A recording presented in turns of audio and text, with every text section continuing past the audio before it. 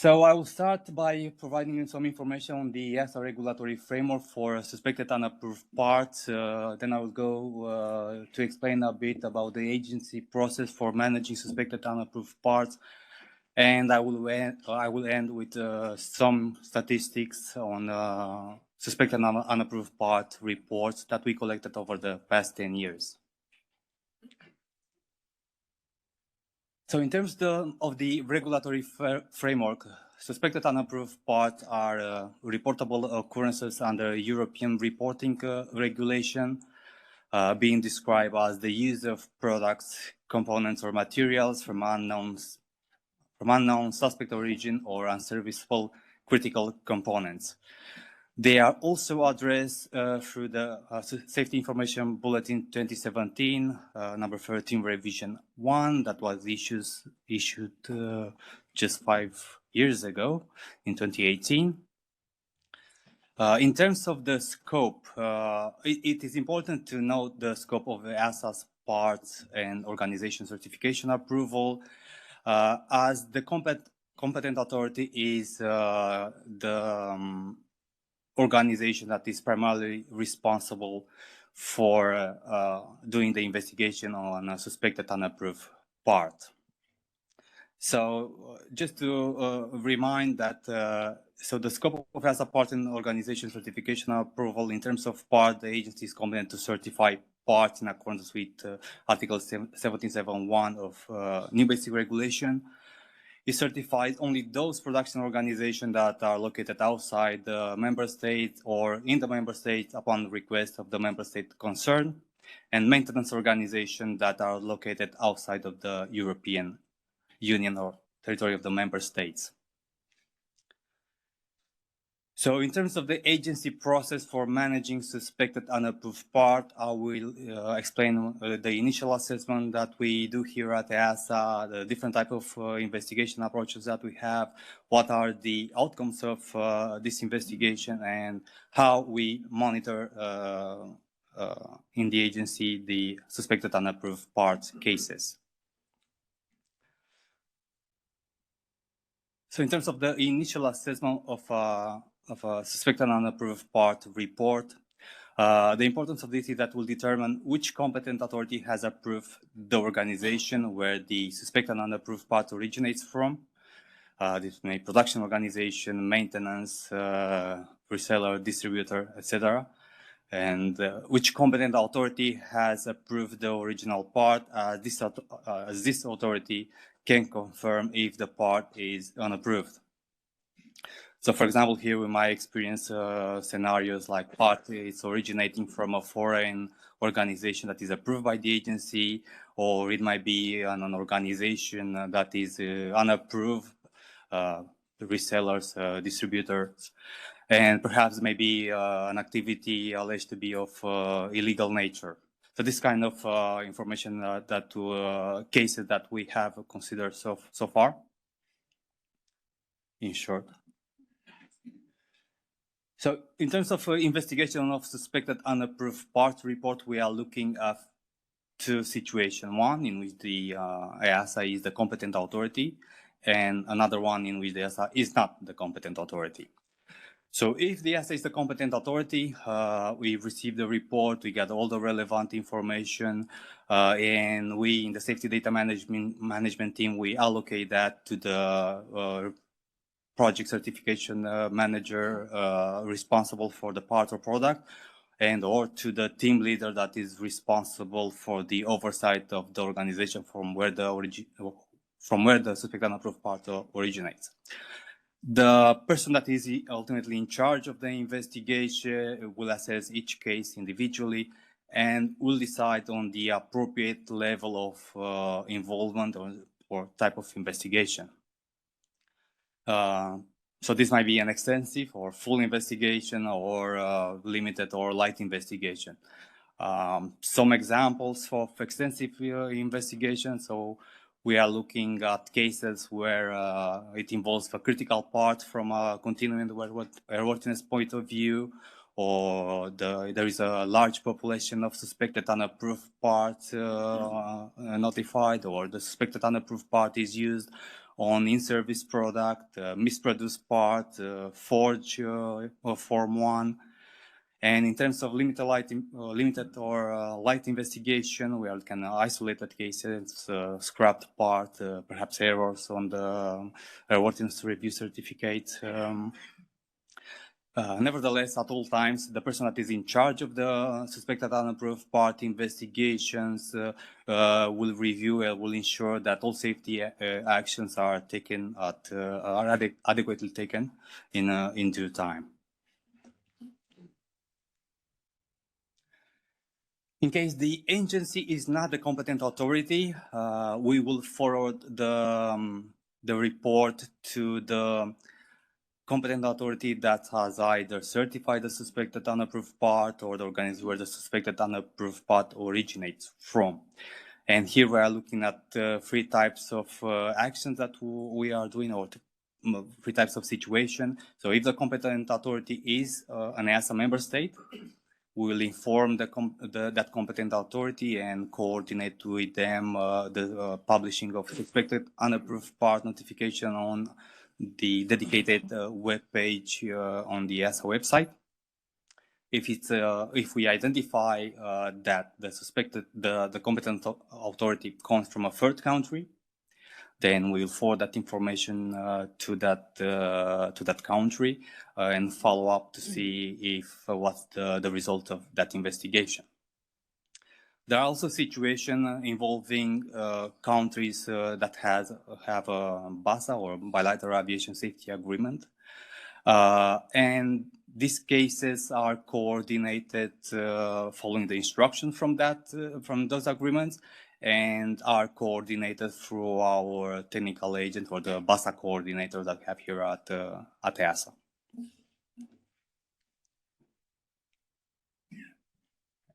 In terms of the outcome of suspected unapproved part investigations, so the conditions for closures, so we have some criteria for considering when closing a suspected unapproved part investigation. Either the part is confirmed not to be a suspected unapproved part, as a result of lighter investigation case, perhaps a documentation error, or the investigation was transferred to other competent authority from another country, and the feedback from that organization will be that the suspected unapproved part is not confirmed, or it is an approved or confirmed unapproved part, and the issue has been properly addressed.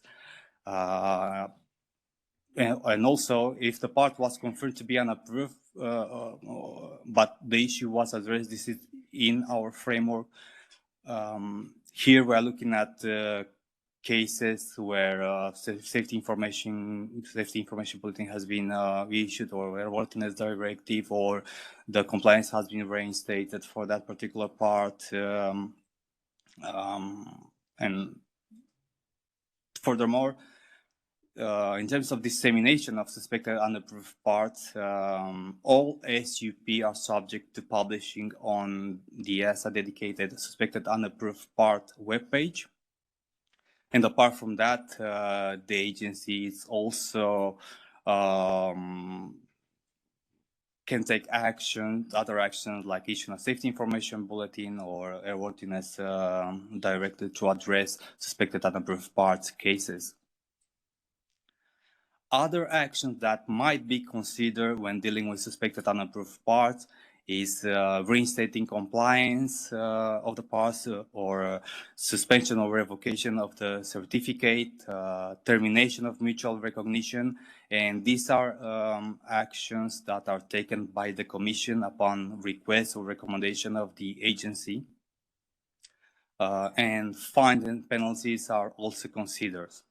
Ultimately, we will involve the law enforcement authority, and we will coordinate that through our legal department if the case requires.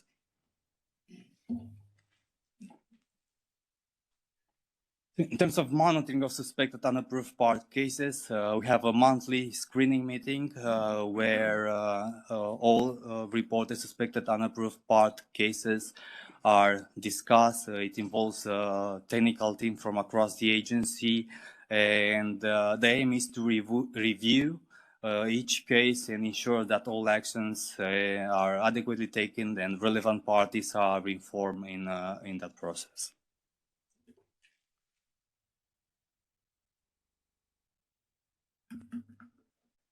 So in terms of the suspected unapproved part statistic here, I extracted the suspected unapproved parts that were reported to the agency since 2013 until the present day. We are looking at around total number of 329 suspected unapproved part reports. One makes it an average of around approximate 30 reports per year. The highest number of suspected unapproved parts reports were in 2018, and the second highest number of reports were reported in 2015, 2016, and 2022. 37 reports for in each of these years. And in this year, we are looking at a total number of 35 reports, and we still have 2 more months to go.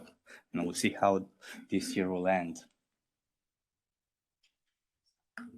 In terms of main suspected unapproved parts reported, I made a pie chart, try to share some distribution of their contribution. So we have maintenance organization with 35% of suspected unapproved parts reports. Obviously, national aviation authorities with 23%, design organization at 21%, and production organization from we count around 11%. We are also getting reports from suppliers, safety investigation authority. These are suspected unapproved parts, mostly identified during investigation of general aviation aircraft, so not certified aircraft, insurers, and also from individuals.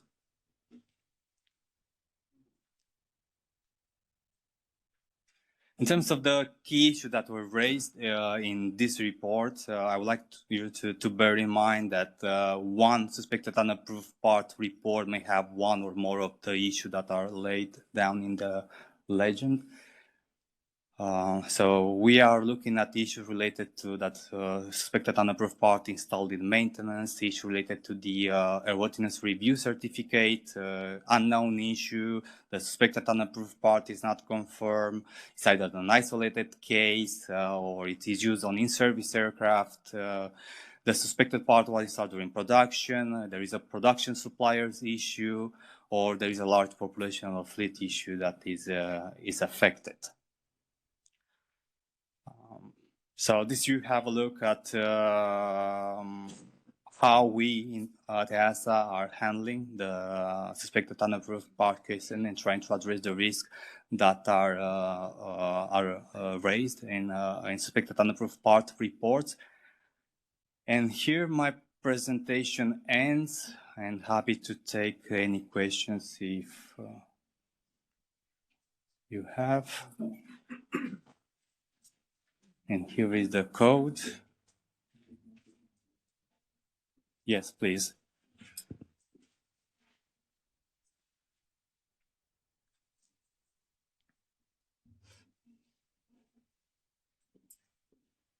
Hello, Dennis Santamaria again. Sorry to be a nuisance, but could I ask this question? Most of you have heard about the scandal of a UK company delivering fake parts or probably allegedly fake certification documentation, which found its way into 4 American airlines and a big disruption and grounding. We reviewed our internal system to make sure our supply chain is okay. But I have 2 questions for you. As EASA, how would you advise organizations like us to guard against a similar situation happening to us? Is the DOA-POA arrangement the best and only form of protection? And secondly, have you been involved with the CAA to look at the loophole that existed in the system that allowed parts, fake parts, to get into aircraft, serious situation that grounded the aircraft? What advice would you give that you are doing to close this loophole? 2 questions for you. Thank you. First, I was not actually involved in the case that you are mentioning, the AOG case. And second, I'm not in any position to advise on how to deal in such situation. Perhaps my colleagues here can be of a better service in that regard. What I can share with you is that it's an important case for us. It's a high priority, and any outcome that will come after out of this work obviously will be shared with the community to avoid such situation from happening. Hope that I answer your questions.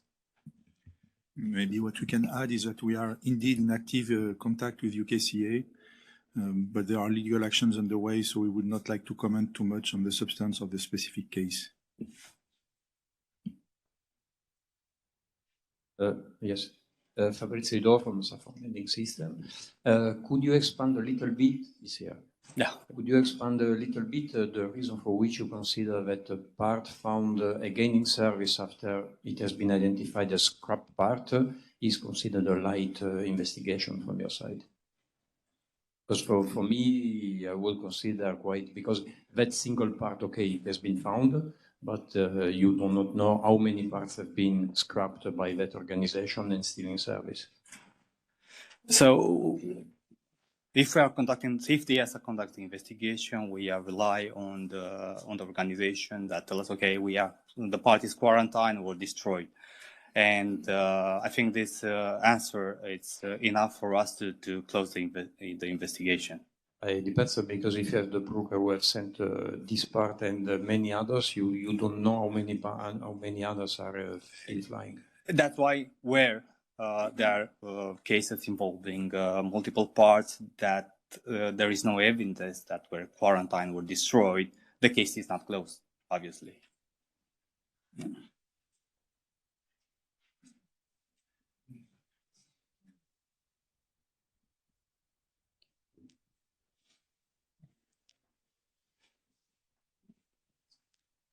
Any other reaction from the audience? Okay, so we have in Slido a reaction, which is, in the absence of feedback from our competent authority following suspected unapproved part declaration, how long should we keep the part before disposing?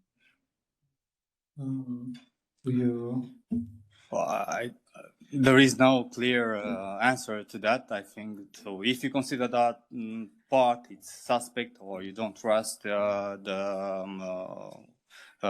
the certificate it comes for there is any issue that gives you a suspicion, I think until you get the feedback from your competent authority or from us, you should avoid installing that part on any aircraft.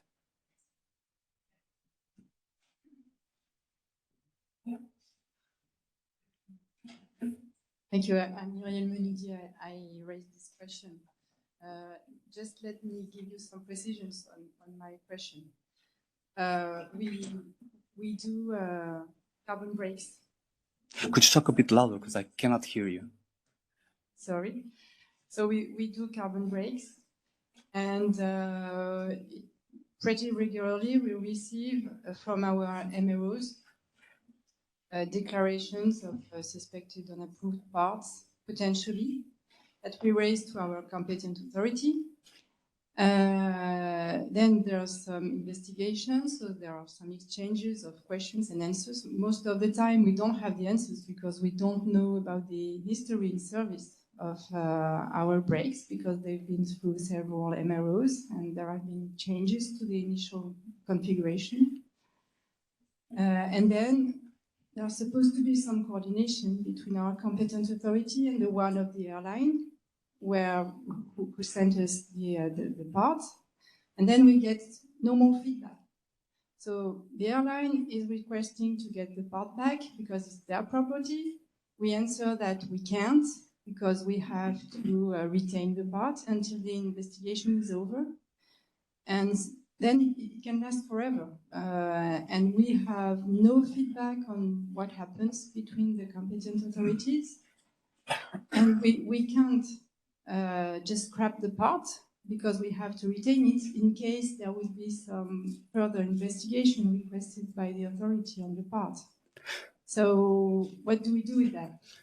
So first, if the competent authority has determined that the part is unapproved, it needs to be destroyed or quarantined and not to be used to install on aircraft. At least not unworthy. So what do we do in lack of that response? So I don't think you need to wait for a response if you know that the part it's unapproved. If there is evidence, and you can provide evidence that the part is unapproved, it doesn't make any sense to wait. You can inform, listen, we have this evidence that that determines that the part is unapproved, and just send an email to your competent authority in that sense. Hope I answered your question.